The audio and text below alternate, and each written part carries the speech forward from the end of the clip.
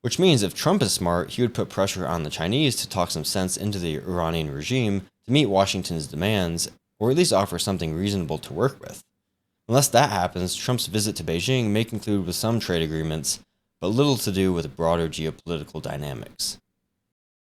The war in Iran is entering into its third month, and after a series of policies, tactics, and ceasefires, the off-ramp for the Trump administration seems to be growing less and less clear from the public eye.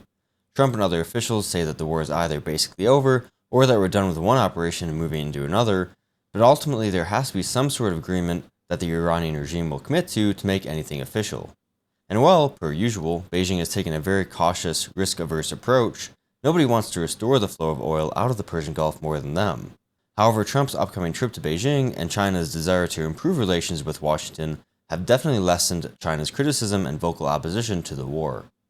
Xi Jinping and the CCP's unwillingness to make any hardline stances for anything outside of their borders doesn't bode well in discussions with the US. The problem everyone knows about is that the Iranian regime doesn't actually care about its people, only about its power. So they think that time is their advantage. The longer they can survive, the more Americans will grow tired of the conflict and be more flexible in the arrangement to end it. And if you look at Vietnam, Iraq, or Afghanistan, that might not be a bad conclusion to draw, but those aren't exactly analogous conflicts. The US doesn't have any troops committed in Iran as we did in other wars. We don't have any conventional forces on the ground at all. And the gain-to-loss ratio of this conflict is greater than any conflict we've ever been in. Even Desert Storm, where we annihilated the Iraqi military, we had more personnel and equipment casualties. So considering that we've continually maintained forces in the region anyways, the main cost of this war has been the munitions that we've dropped. And we can do that for a while, considering the severe drop in Iranian offensive capabilities. So the lack of any serious impact other than the gas prices stateside means that time is not as much of an advantage as some leaders of the regime and Revolutionary Guard Corps may think.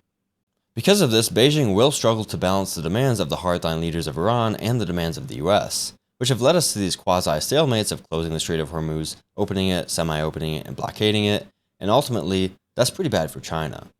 40 to 50% of China's oil comes out of the Persian Gulf, so time is not on their side. China and Iran have had a strategic relationship for a long time now. Chinese purchases account for 90% of Iran's exported oil, providing tens of billions of dollars to Iran to support their activities in the region. While China also provides diplomatic support and dual-use supplies. But their refrain from providing lethal assistance allows them to maintain a low profile and plausible deniability.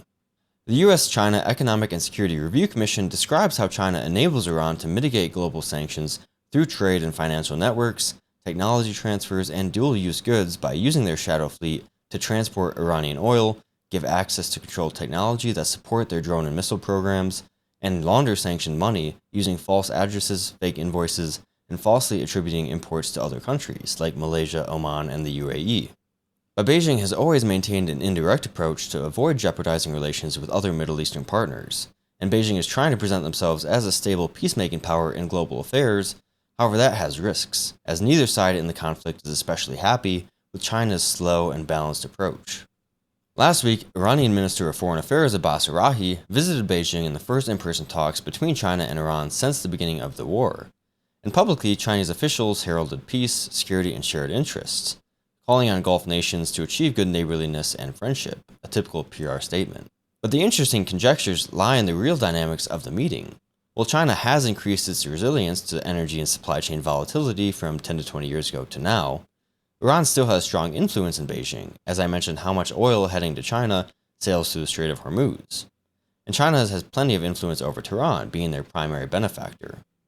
The meeting was well-timed, as Trump is scheduled to visit Beijing next week, supposedly for economic and trade talks, but I'm very confident Iran will be a topic of discussion, at least on the side. That is where we'll see how much leverage China can actually muster. Trump consistently says that we hold all of the cards, but is China willing to leverage trade to try and get the US to soften its demands and place more trust on Chinese monitoring of their ally in Tehran? I don't really think so, and I don't think it would be good for us in any capacity. By doing so, Trump would be granting Beijing power and influence over our ability to seek our interests globally. China's past responses to global conflicts generally don't add much to the forcefulness of their requests either. While trying to increase their position as a global leader, their lack of sentimentality for their partners and their strict focus on protecting their own interests above all take the ability to make serious threats off of the table. China, as it currently stands in principle, will never risk their interests for anyone else. So anyone expecting fireworks between Trump and Xi over Iran next week when the two leaders meet are likely to be disappointed. Military projection is also a huge issue for China. We've now seen both of their primary military allies who use Chinese military technology falter in their conflicts. Although Russia is relatively militarily independent, they failed to swiftly defeat an enemy most people presumed to be significantly inferior, even with Chinese financial and technological support. Iran's attempted defense of their airspace, largely using Chinese defense systems, has been an abysmal failure. Their ballistic missile capacity, fueled by Chinese chemicals and technical assistance, has been relatively unsuccessful. This gives Beijing a peek into just how weak their air and space capabilities are going up against the US, and very well could have pushed any potential move against Taiwan back a few years. So long as we have an administration that is willing to unleash US military power in office, China can't engage in a head-to-head conflict unless they somehow manage to match our capabilities sometime in the future. On the other hand, contrary to some assumptions in Washington, Beijing is evidently not just waiting for the first good opportunity to launch a military attack against Taiwan. If there was ever a moment of American strategic distraction and depletion of critical munition inventories, this would be it. Instead, the CCP seems to be taking steps to increase its influence within Taiwanese society. This approach, along with their desire to stay in everyone's good graces for now, is consistent with Beijing's preferred aphorism for Taiwan: when the melon is ripe, it will fall from the vine. In other words, dig their claws into Taiwan sociopolitically over time and build internal support for reintegration. Closing back on the topic of Iran, it would take a lot for Beijing to convince a guy like Trump to take his foot off of the gas in the war. Trump is a relatively pragmatic president and sure does love a deal, but he's not one to take a deal that will look like a loss.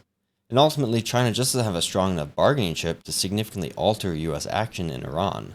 And even if they did, it would be unlikely that they would take a strong stance on the side of Iran and risk the good favor of their largest trading partner.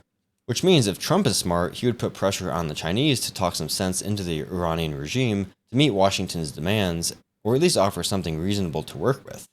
Unless that happens, Trump's visit to Beijing may conclude with some trade agreements, but little to do with broader geopolitical dynamics. Thank you for watching. Let me know what you think will come out of Trump's visit to China, if anything at all. If you enjoyed, don't forget to like and subscribe, and I'll see you in the next one.